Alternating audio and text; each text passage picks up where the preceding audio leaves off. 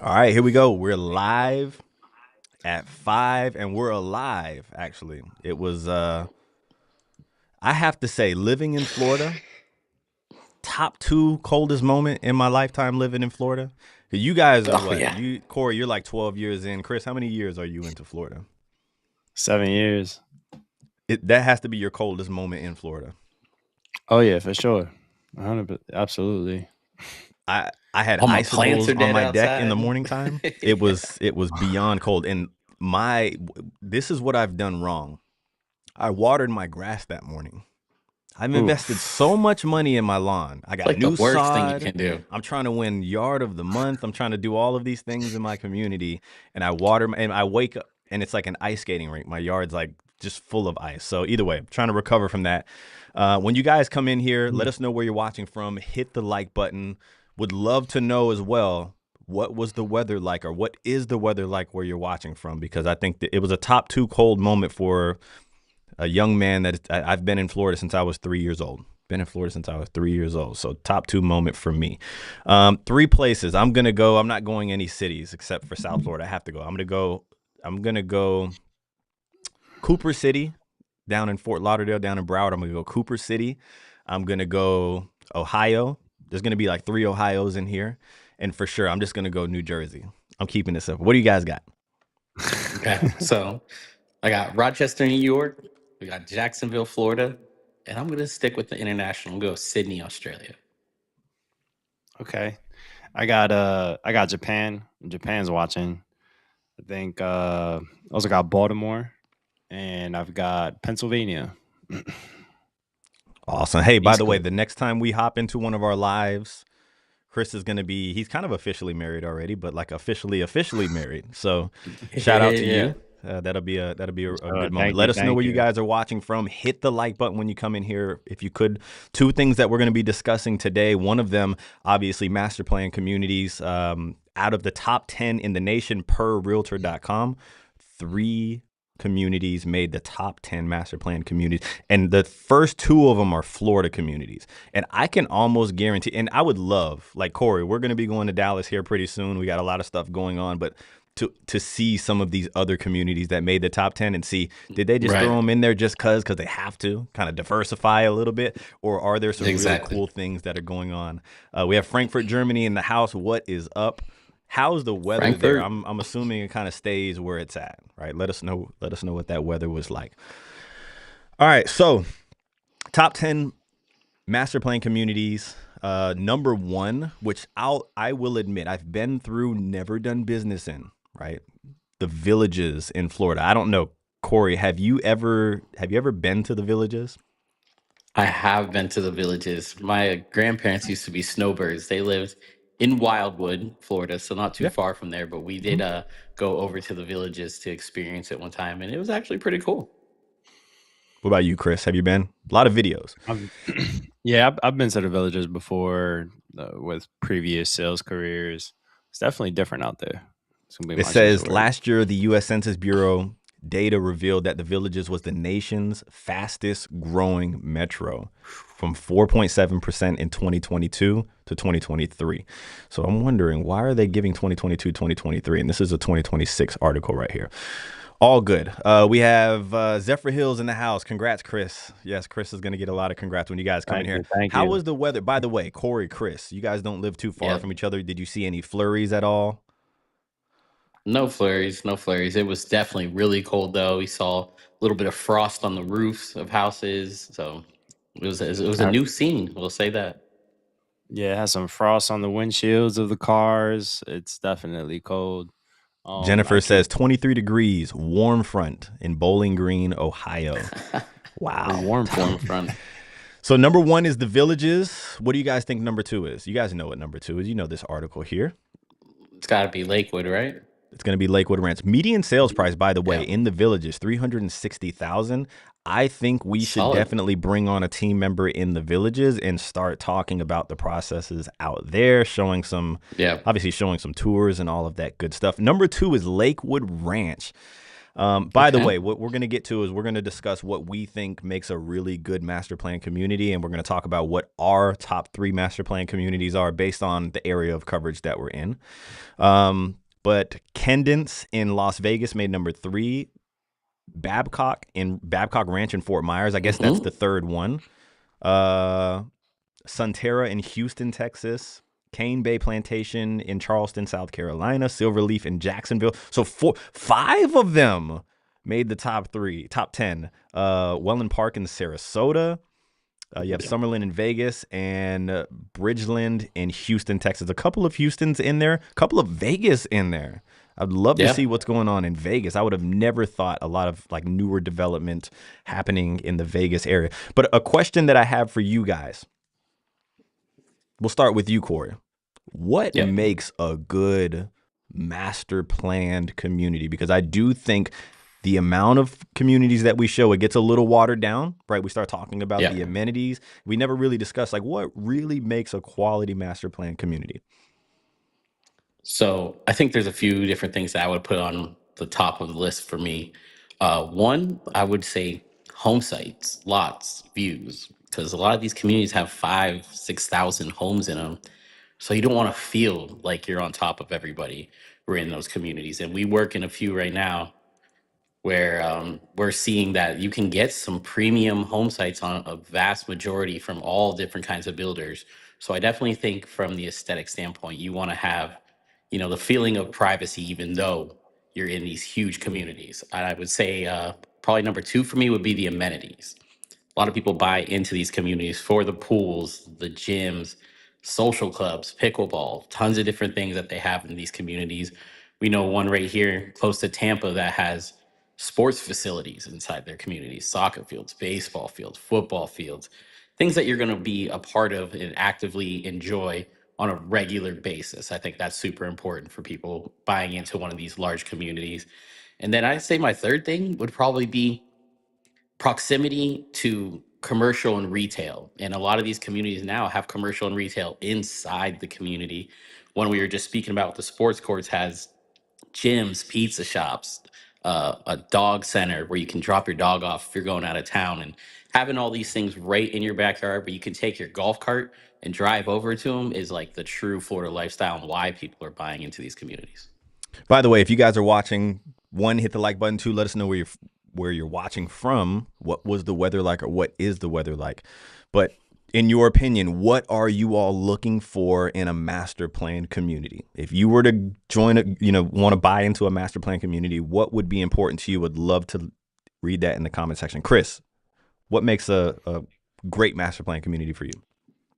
I think definitely like those communities that the developer put a lot of thought into every single subdivision. But I really like it when a community has 5 to 12 subdivisions within the master plan community, and like one of those subdivisions is like gated. Like being able to buy into like the gated section and being able to find like a quality lot, as Corey mentioned, I think really stands out for if you want to win within a community. But having proximity to many different things is key, because we help a ton of families that are coming from up north. And like personally for me, when I moved here, I moved into an area that I'm going to use.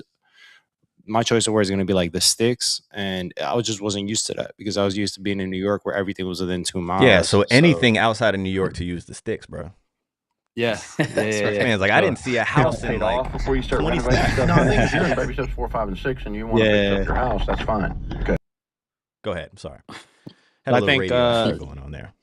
Yeah, so I think just being able to access, medical facilities, supermarkets, mom and pop shops, having some form of walkability is awesome. But like the golf carts, like I want to have a reason to get a golf cart and not have to drive the car. but I think those master plan communities where couple that with like the fees, like being where you can justify it. Like I think that's a win. I think it all depends on the eyes of the beholder. So like it depends on the person that's looking to buy into that community to make sure those amenities are something they'll actually use, because sometimes we take it for granted. We say we're going to use these amenities and then we never really use it. So what I put in what makes a good master plan community to me is variety.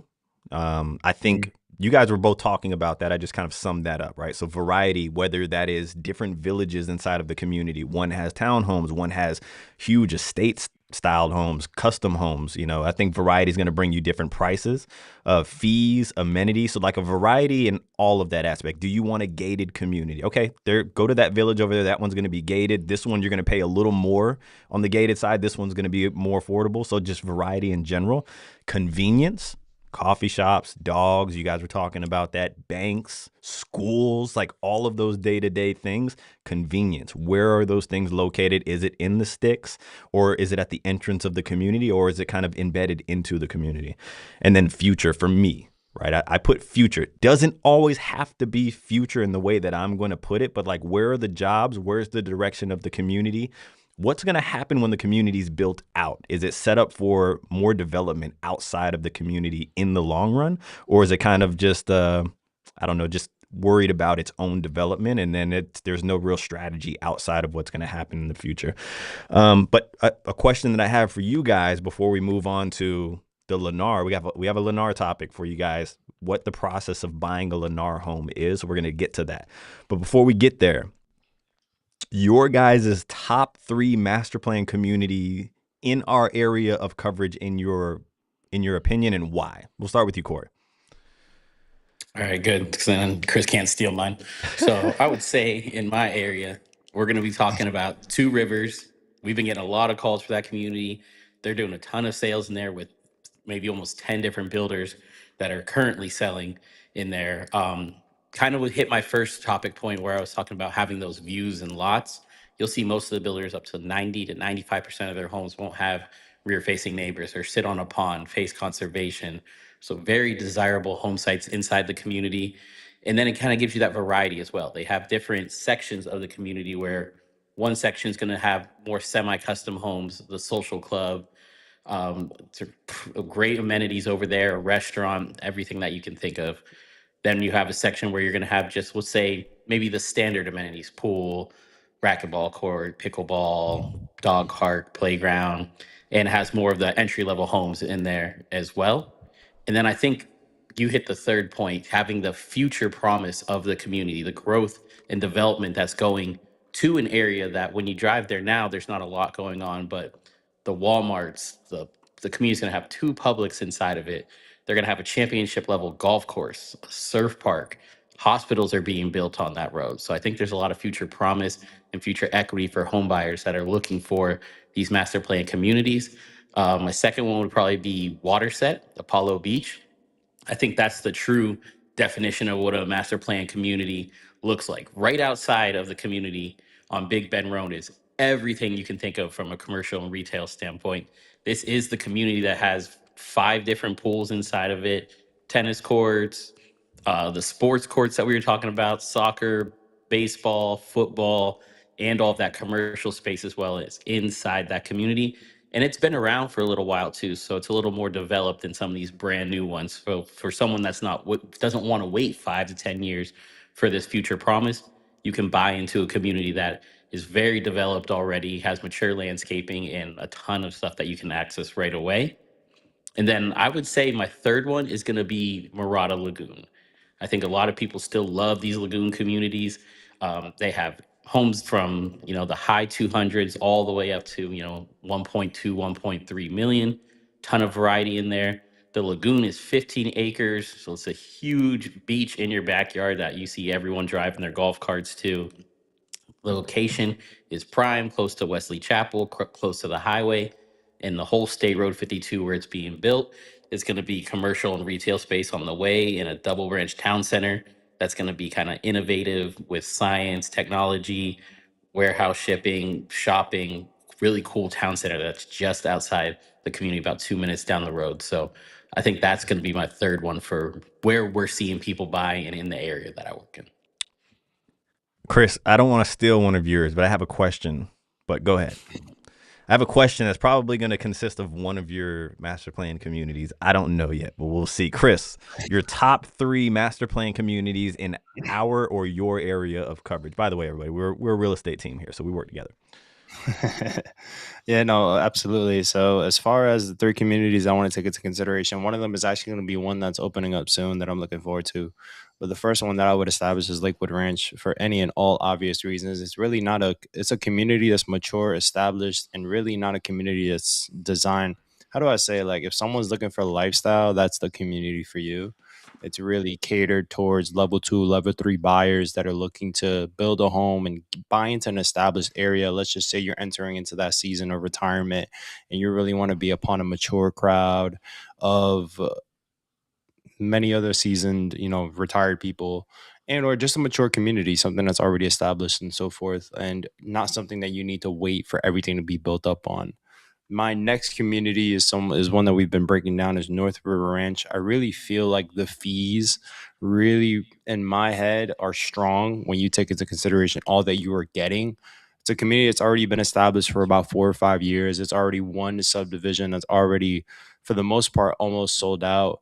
And they've already got a commercial space, a market village that's already established, that's available for any and all buyers. As far as like a Publix, mom and pop shops, nail salons, you've got Foxtail coffee shops, like things to do. You've already got the three amenity centers already up and running, whereas the third one was under construction back in 2024.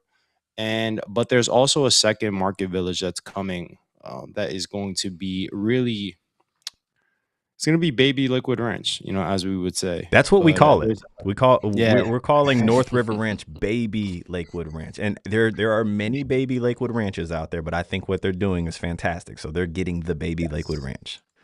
Yes, but I think what's awesome is that we can, for those buyers that we've been assisting with Lakewood Ranch and really just taking into consideration North River Ranch, I feel that Lakewood Ranch is a great area to take into consideration the fees that there are associated with the many different subdivisions, and comparing that to North River Ranch and understanding what North River Ranch could be in the future when you take into account potential of like fees going up and stuff.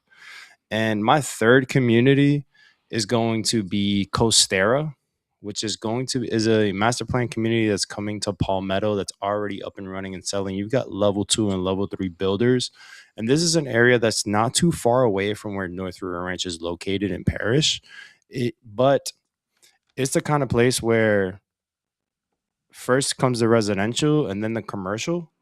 And there's a ton of development that's going to be coming within that community, master plan community, fitness centers, a whole type of setup of lifestyle. So I can anticipate this being like the next target of like what they've been doing in North River Ranch with the Costera community. They've got Esplanade in there as well. So whenever I see an Esplanade that's coming, that's within a community, I really take into account that the development is going to be a wow factor. I believe the Esplanade in Wesley Chapel like stands out to me on the kind of lifestyle that it really, provides you in the Wesley Chapel area. So Costera is a community that we're going to be looking to break down as the infrastructure is being built out. But they are actively selling in there, and we've got a ton of relationships already with some of the sales reps with David Weekly and Cardell Homes. If you all want to shop like this, if you've seen me kind of going into these communities, you can go to morefla.com, click right here. You can shop any of these communities that you want to, totally free, by the way. Okay, you get to see the deals, homes that are completed, like this one right here. Let's take a look at this home. This is a custom home.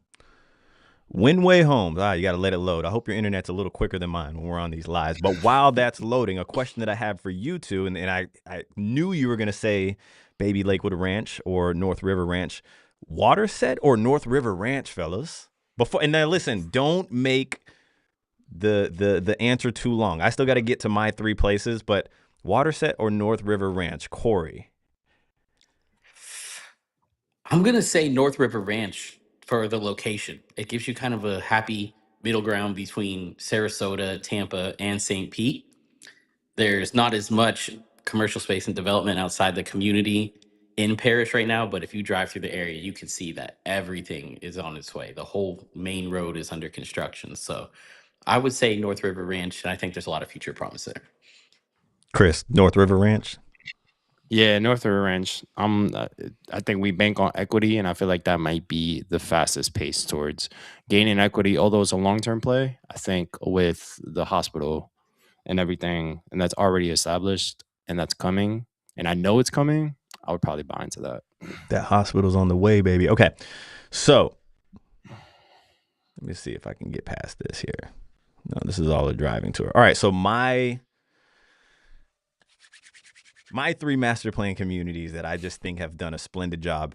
Obviously, Lakewood Ranch, I think we all can agree. Lakewood Ranch is kind of like the brother that has done the right thing throughout the years, and your parents are like, that's what you're going to be one day, right? Like, that is what you're going to be. And I think a lot of these master plan communities strive to be what Lakewood Ranch is, and it's still growing. It feels like the American dream community, right? Like you go out there and there's obviously everything at your disposal: shopping, dining, schools, hospitals, all of those things. But just the landscaping, the mature trees, like it's just been around long enough to we can see that some of these communities, there's hope. Because let's be honest, you can drive down some of these areas and you see just roof, and you're just like, is there hope for the future out here, right? Like, what is it going to be with all of this development happening, right? And so like Lakewood Ranch is really paving the way for that. I put Lake Nona. I put Lake Nona there, right? I think Lake Nona is well ahead of what Lakewood Ranch is when it comes to innovation and future development and future growth. Listen, the healthcare industry is what leads the Florida job market. And there's many jobs out here, many jobs, some which that are like really innovative, right? And forward thinking and tech. They have self-driving taxis out here. There's going to be the vertiport where you can hop in this little 2-seater plane and I can fly to Tampa and come see you guys and then come back this way. So like there's so much forward thinking out here mixed in with what you're seeing now, right? Like there's also parks and trails and things to do. So I think Lake Nona crushed it, but I still think it's somewhat empty. There's still a lot of growth to come in. It's at kind of that middle stage. And then I put Wellness Way in Claremont. I put that for future, right?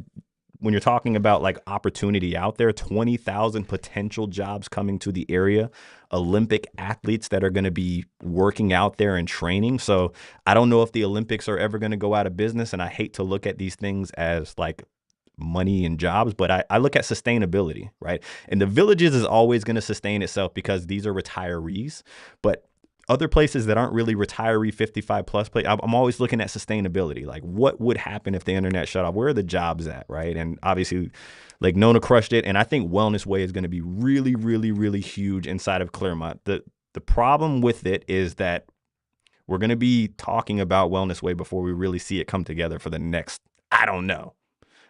This is, somebody asked, where's this water park located? This is Lake Nona, by the way. But there's water parks all over the place like this. So if you want some insight on some of this, let us know.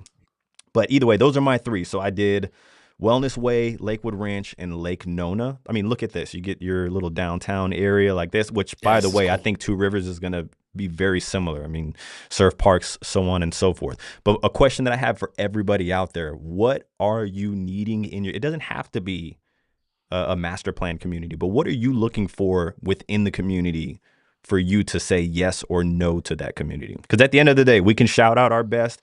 Realtor.com can give us their top 10, but at the end of the day, it's about what you guys need. So let me know in the comments section down below. What do you guys think about that? I think you're right.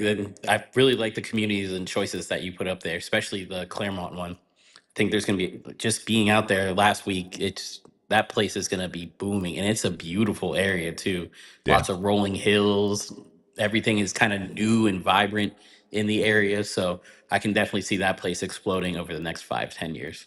Chris, what's your thoughts on like Wellness Way, Claremont, that midsection where there's just like orange dirt and like communities with hope?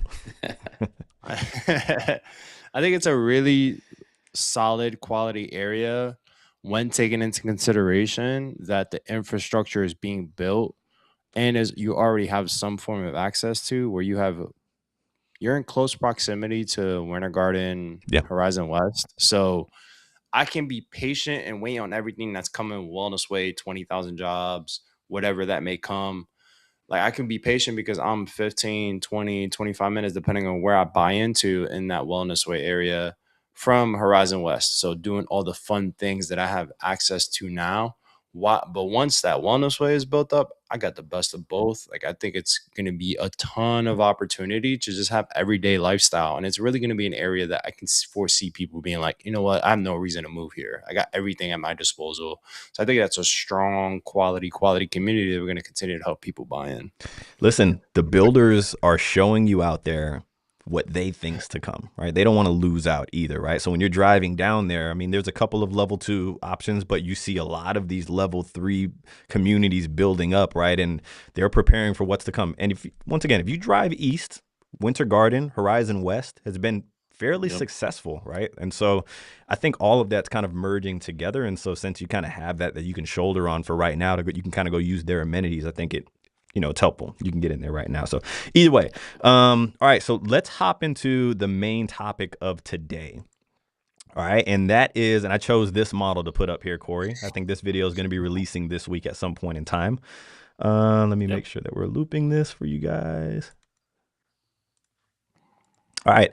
The process of buying a Lennar home in Florida. Somebody says for what they need in a community, no CDD, low HOA, heated community pool, bigger lots, and a Wawa close by. Face blue smiling. Oh, wow. Listen, I recently have been using Wawa. Like I almost only exclusively go into Wawas and racetracks now to get my gas for some reason. But Wawa's crushing it. They are definitely crushing it. You guys probably go to Wawa too. You guys have an electric car. Corey has an electric car. You probably go to Wawa. Yeah, but I haven't really charged anywhere but home. But yeah, they do have the electric charging stations. I know a lot of people up north, New Jersey, Pennsylvania, love their Wawas from up there. So, I mean, it's a great place to get a quick stop, gas, food, anything else you need, drinks, coffee. Great spot. Somebody says lot size and amenities, but no CDD. We've been seeing a few of that coming up, but they're far and few between. More amenities, typically more fees come with, though.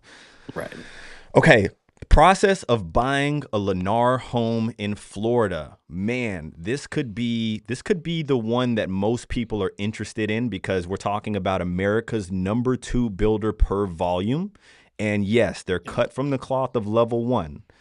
Most of their product they're going to build and then they're going to sell inventory homes, right? So you, the buyer, do not have the opportunity to select. Now, is there opportunity out there for maybe you to select a package or two? Yes, but I'm talking about the bulk of their strategy and how they operate. I personally think we're going to talk about pros. We're going to talk about cons. Most people are going to be here for the cons. So what I'm going to do is start with the pros, right? But what I think personally, before we get into it, I think it's the best balance of affordability and volume. Okay, those two things right there. You're going to get a lot of homes. You're going to get a lot of affordable homes, especially if we can catch them at the right time. It's the best balance builder between those two. Okay. Other things we can definitely talk more about. Okay, so the pros about Lennar. Move-in ready homes that are available now. If you are somebody that's like, everything got bumped up, my job starts next week or next month, there is a really, really, really good chance, probably the best chance, because America's number 1 builder, D.R. Horton, they're a cash builder. They build as they sell. There's a better chance that you're probably going to have an opportunity to buy a Lennar home. Corey, thoughts on that? No, you're exactly right about that. And even with this model home that you're showing inside this community, they came in and built many spec and inventory homes before they opened the community. So they have a bunch of homes on hand for you to come in and purchase. And just like you said about catching them at the right time of year, they're moving into their end of their first quarter for their fiscal year. And the sales reps in this community said, hey, we are motivated to get rid of some of these inventories that we have. So in comparison to a cash business builder such as DR Horton, Lennar will move the needle to get some deals done at the end of the quarters, at the end of a year, when they have inventory on hand. So you can definitely find a Lennar home that's move-in ready in many different areas across Florida and find the right floor plan for you. But kind of like you said, also, even with a home like this, with their Pinnacle series and their upgrades that are a little bit higher end, they don't have many options in this community. If they actually only have one option. So the interiors that you see in here, white cabinets, the LVP floors, carpet, countertops, are the same throughout all of their homes. So they lack a little bit of variety sometimes. Some of their communities will have different packages, but I would definitely say to get a good deal and get a move-in ready home, this is going to be one of the builders that we would show you if you reached out to us. It would have to, right? Like if you're in a bind Yeah. and you're like, things have changed, I need to get down there. There's a good chance this is going to be on your itinerary because they're going to have the inventory on hand. But Chris, go for it. Oh yeah. I think the pro with Lennar is they really cater towards affordability and the location, and they really cater their product to whatever the location may be. If they're building in an area that's got level 2 and level 3 buyers, they're gonna, although they have a level 1 process where they pre-design everything and don't allow a buyer to really say anything in regards of building the home, they're still gonna build a nice quality product, as we're seeing here with a gourmet kitchen. I think it's definitely the kind of builder that's going to cater towards potentially first-time home buyers that they're looking to buy into home ownership and not necessarily understand the little details that come with buying a home your second or third time around. So I think they really have catered towards that. And as you've expressed, with the fact that they're always going to have inventory available. So if you're someone that's like looking to buy a home and you're on a crunch, they're going to always have inventory available depending on the area that you're looking at. But with that, one thing pro I like, they have endless amounts of floor plans. Like they are always there's like 27 different floor plans in each community, and you can't even cross them. They have so many floor plans. It's so much variety with their floor plans, and I think it's just catered towards like what makes sense.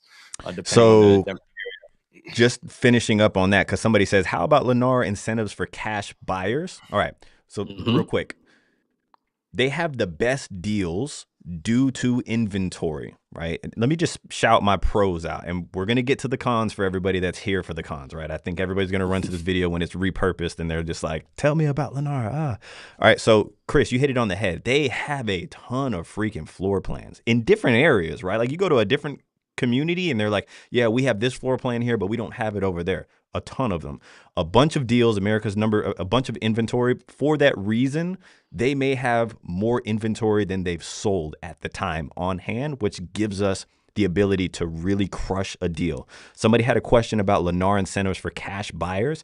They are just looking what their bottom line is at the end of the day. So like we have strategically put offers together that might have the price point where the public can see it a certain way, but you have made out with a way better deal on the back end with a builder like Lennar. They're looking at numbers. So incentives, I always say this, and this is not just Lennar, this is every builder and how we operate. They change like yesterday was in the 20s. Tomorrow is going to be in the 70s. Florida weather, baby. That's what the incentives are like in Florida. We're going to apply our strategies to extract the most out of it. At the end of the day, it comes down to supply and demand. If they build 50 homes and they needed 50 of them sold last week, we're going to get some really, really good deals, regardless of what those incentives are. So cash or not, we're going to make sure that we get you a really good deal. I don't say that. So let me just answer that question. They're looking at their bottom dollar. They don't care how it happened. They're looking at that bottom dollar right there, right? Bottom dollar and what the public sees. So I put floor plans, and they actually might be, this is my last pro, and then I'm going to let you guys talk about your pros, the pioneers of the next gen floor plan for national builders, right? I think the first real mother-in-law suite that I've ever seen in a new construction national builder was a Lennar home. I saw like 2 or 3 of them. I'm like, why are you guys doing this? Like, I would expect you guys not to even care about this stuff. It's so niche. But now we're starting to see more builders over the last 4 or 5 years throw this and implement this in there. So run through your guys' as pros if you have any more before we get to our cons. So I put move-in ready homes. They have homes available now. They have the best deals due to the inventory that they do have on hand, the variety of floor plans, and they may be the pioneers of the next gen home for at least the national builders, everybody. And if not, let me know in the comments down below. Corey. Yeah, so you had a lot of the same pros as I did, but I would also say they have some of the lowest interest rates that are available for their quick move-in homes as well. When we go in for our FHA, VA government loan buyers, we can see low rates as low as 3.75, 3.99, depending on what their current incentive are, depending on the market at the time. So I think there's a huge chunk of change that they're putting down to help you get into those low interest rates, and that's how we can also convert that money that they're spending on rates into a really good offer for our cash buyers. And we've had cash buyers close on these homes in, I think, we had a 10-day turnaround for a cash buyer as I well. remember that. So they'll close a Mhm. home quickly. They'll get you low interest rates. And like we said, we can strike at the right time of year. We can get some really good deals for cash buyers.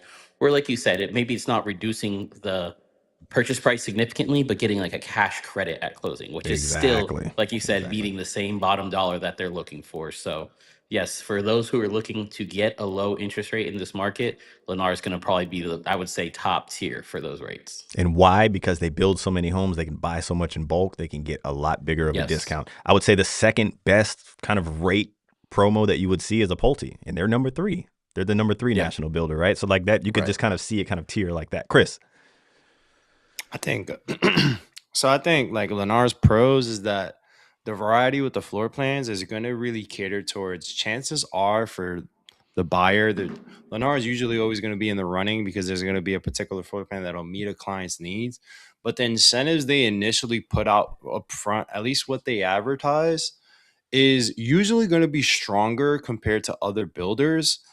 But couple that with our strategy that they're always like they won't, like, how do I say, like, we apply our cap strategy and we definitely hear from management, and like management is always willing to entertain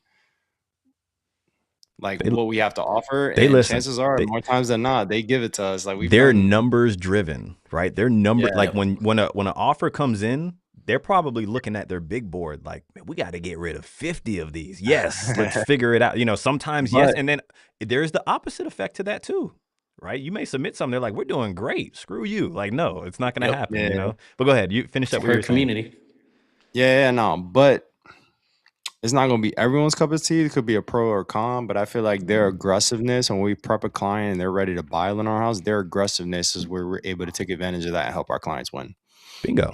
I agree with that. Okay, everybody ready for the cons? If you're ready for the cons, do me a favor, hit the like button for us. Okay, so I'm going to run down my cons, and then I'll let you guys elaborate off of that, right? I'm the lucky one because I get to say all of the general stuff, and then you guys have to scrape up for like, oh man, let me save this topic when you get that topic, okay? So, cons with Lennar: corporate overshadowing and culture. Corporate overshadowing and culture. Chris, you were talking about management and corporate kind of digging down into to maybe approve offers and stuff, and that could definitely be a pro. When you look at the sales reps with Lennar, right? And I've talked to a lot of them. We've done a lot of business with them. We have a few of them that were like, those are our preferred sales reps.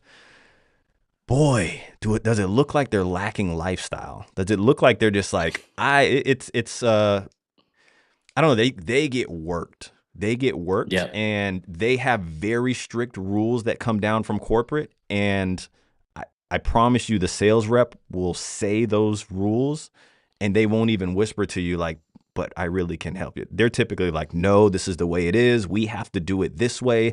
Nobody's allowed to come in here. Your name's not going on the contract. I can't do this. You're not. So I feel like they have very strict corporate overshadowing.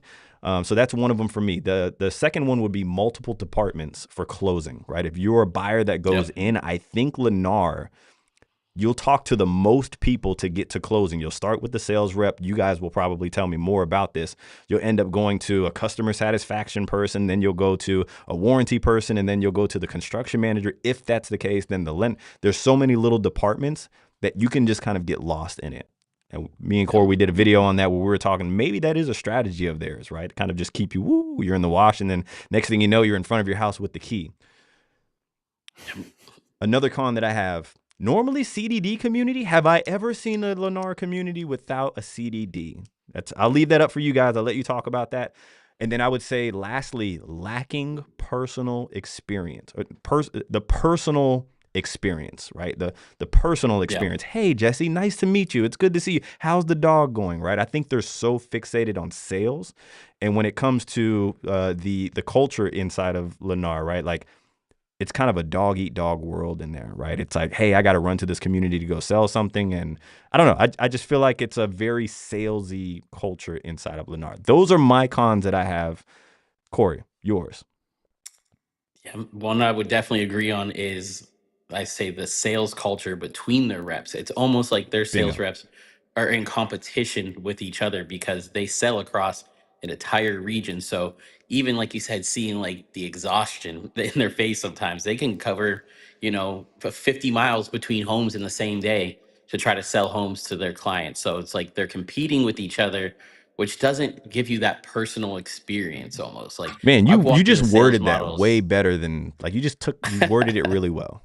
Listen to Corey, Appreciate it. everybody. But I've walked into sales models before where it the sales reps were kind of competing over whose turn it was to work with the client walking in the door. Like it was, I was here first, or you're with somebody now, or you have an appointment. And it's like that doesn't, it kind of puts a bad taste in the buyer's mouth. And we've had clients that have worked with reps and they're like, I prefer the other builder because of the experience that I'm getting over there. Even though this might be my favorite community or floor plan, the experience is completely different when we have one of our preferred sales reps from one of the builders that is really, like you said, giving you that personal experience. They know our clients' names, they're reaching out to them, checking on them, making sure that they're going smooth through their process, as opposed to here where we've had clients who are like, I don't even know who I'm talking to in these emails at some point. Like, was it warranty, was it QA, was it construction manager, then the closing coordinator? It's like the lenders emailing them, the sales reps, the one person that gave them the first initial experience is out of the picture. They're like, once you're under contract, like you said, your number, you're gone off to all these other departments where you kind of are in the wash until boom, next thing you know, you're at the closing table. And I would say definitely the process from contract to closing can be very confusing, and they don't conduct themselves in the way that most builders do, especially when you're talking about inspections, getting to your first initial home orientation. Who's going to be present on that home orientation? When are you going to see a lot of times you don't see your construction manager until the day of closing on your final walk. And that's not very reassuring for a lot of people I know that might have some issues with the home or had things on their inspection report that we don't know if they've been addressed because we've never even been in front of this person. So contract to closing can be a little hairy sometimes, I think, for our clients, but luckily we do a ton of business with them, so we know how to navigate this situation. Chris, you're left with like whatever we've eaten and Whatever whatever's you left got. on the table, but you're built for this, brother. You're built for this, dog. Go for it. Man, I think you guys have hit it to the head. But I'm just over here like, man, what do I say? Doesn't sound repetitive, but man, I know there's someone watching this video that either they went through it and they're looking for representation the next time around, or they know someone that bought a Lennar house and they went through it. Like I know Yep. for sure there's someone that's gonna comment in the chat in the comments that's gonna say, yeah, like I know people that have gotten screwed with Lennar. Like their process is so rigid and specific that it is not catered to the buyer whatsoever. Like I know there's someone that like they're like it doesn't make sense to me. And then like the protections that they have in place that if in the event something doesn't go right, like they're protected. Like I think that's a con for me. I definitely can agree with both of you gentlemen when you describe the culture. I think it's so intense driven where like all the sales reps can cross sell across the entire division. And I'm sure that there's buyers out there that were specifically looking for one specific home with Lennar and they were waiting for it. And then someone that was living that's like in a community on the other side of the coast sells that exact home because they have a buyer. So all these sales reps, they keep their cards close to their chest. Mm-hmm. Like they keep that and they just sell. And like that is something that I can see where many buyers just don't have a really good experience with that. And they lose out on specific homes. And ultimately they're gonna sell whoever comes first. It's first come, first serve. Mm-hmm. So it's really something that can come off as intimidating for buyers. But when you have us, we're here to alleviate that and help you navigate that con. So that way you make sure you can have a good, like, dude, we have helped people go through a good experience with Lennar, which is unheard Yeah. of. Unheard of when you hear about everything. We help our buyers have a great experience with buying homes. And we've got some great reps that operate across the board in the Orlando division and in the Tampa division. So we have those relationships with representatives where you don't have to have a bad experience. But I Bingo. can see, yeah. Way to put the cherry on the top, right? Because obviously we're Yep. ending with the cons. By the way, 1% builder fee when you work with them, charged to you people. Okay. But Yep. here's the thing. It doesn't have to be. The product can be great. This is a Lennar home that we're walking in, by the way, people. Okay. Take a look at this primary. Take a look at this bathroom, right? This is a Lennar product. So this is no knock at the product, but I would say this would be number one on my list if I were to say which builder would be the most important for me to walk in with representation. This one. All of them, right? But this will be at the top of my list. Nobody's saying anything about the product, right? Because we had a few comments that were in there. It doesn't have to be a bad experience, right? But we want to make sure that maybe the first-time home buyers or people that aren't really educated with maybe the new construction process or how Lennar operates understands how they operate. It is what it is, right? We have some great Lennar reps, right? What do you got, Chris? Yeah. And you rape is that was like my other con, like Chris ain't done. Let it out. You can walk into Lennar home and be like, I just want to look at houses. And if they get your information and you try to get representation, like it's done for. They have a extremely strict realtor policy. So they're the one builder that we're always trying to future pace and guide our clients is that if you are looking for representation and guide you in this process, do not consult with Lennar. You could do an online consultation. Yeah, online. You can do an online consultation and like that's it. Like you can no longer have representation. I think that's a con for me. If I play devil's advocate and I think about it from their perspective, I get it. Sure. But I feel that it is just I just don't think it's right for those families, especially a lot of first-time home buyers that don't know. Like you don't know what you don't know what you don't know, and they just like walk in because they're thinking about buying a home. And all of a sudden, like they can no longer hire representation. And then they find us and they're looking to hire us, and we've pushed and pulled and we've done what we can, but they have such a strict policy and they record everything where it's just like it sucks, especially for those families that need that assistance. Yeah, you brought up a good point too about them having selling on one side of the city and someone else selling the home somewhere else. We ran into that with one of our clients where we were looking at a home. We were able to do the drone videos for him, home walkthrough, loved the home. He made the deposit and the sales rep said, oh, actually that home sold about 20 minutes before you made your deposit. So I just put you on the next floor, put the same floor plan 3 houses down or something. And we're like, whoa, you just moved home sites on us? I've never looked at it. We didn't check out the yard. Anything. So the personal touch, imagine. So like, here's the thing, right? They're so fixated on numbers. They're just like, that was home. That's model A. I'm giving you a model A. And you're just like, dude, I love that lot. This is going to be my home I'm going to live in, right? And you just shift my model A down here in your mind. It makes sense because you're so fixated on hitting that number, hitting that goal, move on to the next.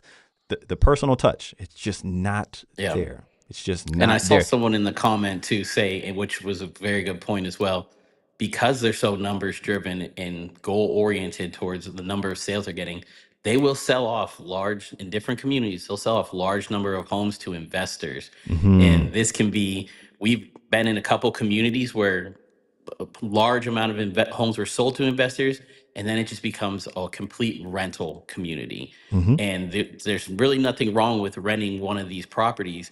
But when you have a whole community full of renters, they just don't care about the property and about their neighborhood as much as a homeowner would. So you'll see 6-bedroom homes that are very affordable to rent out. You have multiple families or just a lot of people living in the home. There's cars all over the road because there's so many people living in a home. People not taking care of the grass because, like you said, they're renting. So it just creates a different situation when you have a whole community full of investors turning them into rental properties, as opposed to communities that you'll see a lot of the primary homeowners living there.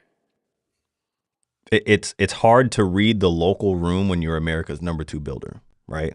Yeah. Like Corey and I, we just did a video today where Casa Fresco, which is a builder out of Tampa, they built 3 strategic communities next to each other that catered to different needs of people. That's reading the market and saying, hey, look, I want to make sure that I have this here, that here, this here for whatever reason. When you're America's #2 builder, you're going to get the best balance of a lot of homes that are affordable. But the ride is a one to like buckle up for the ride, right? And so now real quick before we wrap it up, we sell in Orlando, Tampa, Polk, right? Like we have a team that's pretty well built out for these areas. they even operate differently in these different, like what they have a Yeah. Tampa division and an Orlando division, right? Yeah. Yes. Chris, what like how their operations are totally different. So like you can go look at a home in Orlando. Let's just say you're somebody that wants to buy 2 homes. You can go buy a home in Orlando. Be like, okay, cool. I'm getting used to this. Let me go buy my home in Tampa now, and go there and just get thrown off. A total different process. Same goal in mind by them. Sell homes, right? Yeah. Yep. Couldn't agree more. I think in certain divisions, it's such a head scratcher, and it just makes me think, man, people really need representation because they have a process within a specific division that they don't allow a third party inspector until after the first walk. And there's the first walk and then there's the final walk the day before or on the day of closing. It's usually within 7 days. And if you hire a third party inspector, they will not allow the third party inspector to show up until after the first walk. So when you show up until after, so if they show up after the first walk, then you got to get the report over to the construction manager by 9 a.m. the next day. And that's going to give the construction manager, based off of when Lennar schedules the final walk, which could be 3 or 4 days later, that only gives the construction manager 2-3 days to fix whatever was found. And then if they don't fix it, then you get pushed over to where it now has to go into warranty. And if it goes into warranty, their warranty is a 1-2-10 warranty, but their first year warranty, where most people assume that is bumper to bumper, it's not bumper to bumper with Lennar. Like it is cosmetic issues that are defective. But for example, if you get nail pops, which is pretty standard with a home that's settling, if you get like small minor cracks in like the corners of the walls, those are things that are quote unquote expected. So they don't cover that within that first year. So they have the right to deny that claim if you put in a claim. But if they only give you 2 or 3 days, they only give their construction manager 2 or 3 days to fix whatever issues was found on the report. Because when you find it on the report, they will fix anything cosmetic before closing. But like it's just, man, I didn't like it. You need representation if you buy a house with Lennar, hands down. Yeah. Hands down, you need representation. I totally agree. And don't answer that call when Lennar is calling, because as soon as you pick up, they're going to say, oh, your realtor's not on the phone with you? All right, well, you're not allowed to have an agent, but we can sell you 3 of these. It's the jacket opening up. That's the we can sell you 3 of these. But it's not all bad, right? Go ahead. I text one of our sales reps today, and he said in Tampa, it's just a 110 warranty now. It's not the 1-2-10. So, I mean, even these different divisions could have different warranty periods on their homes. And that 1 year, you know, like we said, settlement cracks, things that will happen in a new home. There's other builders that offer extended warranties, put more into their warranty process, or will even give you like a 1 year touch up on like paint or cracks or something like that. So you can make notes in that like the 10-11 month period. They'll come in and fix out the things that are going to happen naturally in a new home that's settling with the sand, dirt, soil mixture that they have that they're building the homes on. But like you said, a builder like Lennar may not fix those things for you. And the warranty process is just never a guarantee on, one, how long it's going to take for them to get it done. And then 2, they'll have someone come assess the problem and say, hey, maybe we're not going to fix this, or you weren't maintaining it correctly. So I think that's one huge issue that we see when we're talking about having that inspection done a couple days before closing. We've been in a final walk where the construction manager's like, hey, it didn't get fixed, but I'll show you how to do your first warranty item. So as soon as you close later today, go into the warranty online. But it's like, no, get this stuff fixed before closing. They're pretty much saying And then they it's deny going to be it. up to another department. Yeah, it's up to another department whether they're going to do it or not. But they'll kick the can down the road until you close a home. And then it's up to you and warranty to see if it's even going to get done. But if we could get that inspection in early, we'll make sure that everything's fixed before you close the home, so you don't run into a situation like this. Not just warranty, America's #2 per volume warranty. You have 10 minutes waiting until you're calling. You are so caller somebody number said 85. another thing was that they never told us about the deadline of 2 hours. There was no transparency. I don't know if that's a true deadline if you're talking about getting a contract signed, but I will tell you once again, right? The culture there is like, sign this now, sign this now, sign this now. There's probably somebody that came in, you know, from a different community that ended up selling the home that you were on. I don't know. Like And listen, we all know Lennar reps, and there are incredible people, just the industry in itself. And it comes from corporate. It is what it is, right? And I get it, right? If our goal was how many homes can we sell and that's it, maybe we run a play like that, right? Like that's just what it is, right? If they don't sign up, we're not. I mean, I get it. But real quick, before we hop off, I want everybody to understand the general idea of the walks with Lennar, because I know there's kind of differences in there. So when you go to a blue tape walkthrough, it's typically the new home orientation, the home somewhat completed. And you can go in there and what usually happens amongst other builders is they will show you the functionality of your home. This is how the washing machine works. This is how that works. This is how this works. By the way, if you see anything on the wall, any cracks, any scuffs, here's a piece of blue tape. We'll tape it. And then in your final walk, before you close, we'll have these things addressed. We're seeing that Lennar is kind of going away from that. You guys were saying it's hard to chase down the construction manager. Who are they putting in place of the blue tape walk? Let's just keep it even keel. They called it the new home warranty. Who are they putting in place besides the construction manager? Corey.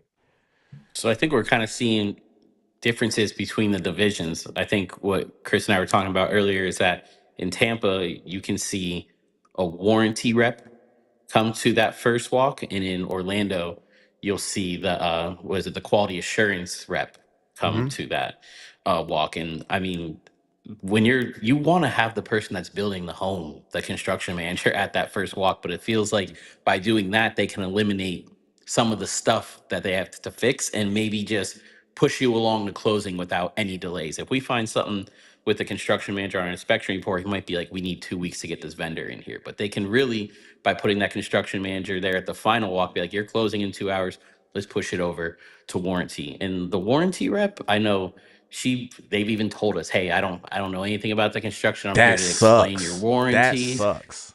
Here's the roll of blue tape, throw some on the wall if you see anything, but they're not there to assist you with anything in that first walk. They're So just there's like, no throw up real some blue promise tape. that, hey, I'm going to have this done, right? They're just like, all right, you put the blue tape there. Correct. They're Here's like, how we'll the make a warranty list, works. yep, See ya. we'll get it to construction manager, and then, on your final walk, you can go over those items with them. But there's really no guarantee, and there's no like assurance for our buyers that these things are gonna get fixed, because they're just telling us, hey, we're kind of hands off at this point. You throw up the blue tape, we'll try to get it fixed in 7 days. But I think it makes the process slightly confusing, especially coming from different builders, where we'll just use Pulte, for example. You're going to meet the construction manager. He's going to go, you'll have your inspection report in hand on that first walk.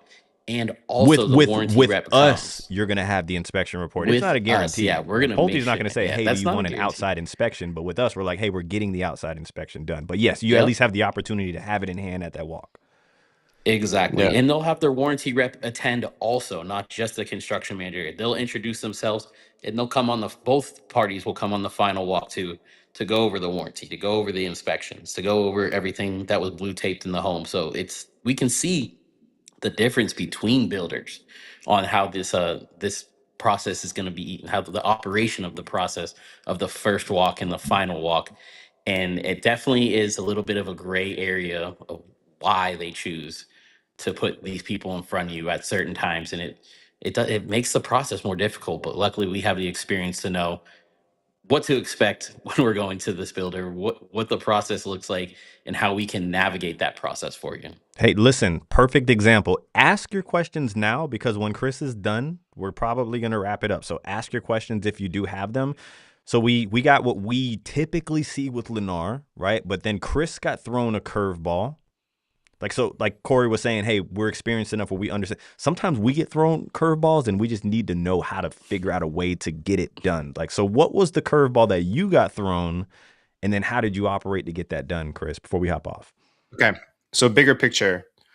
Lennar Orlando division, better experience. Lennar Tampa division, not as good of experience. With Lennar Orlando, the first walk, which they call the celebration walk, you're going to meet with a quality assurance representative.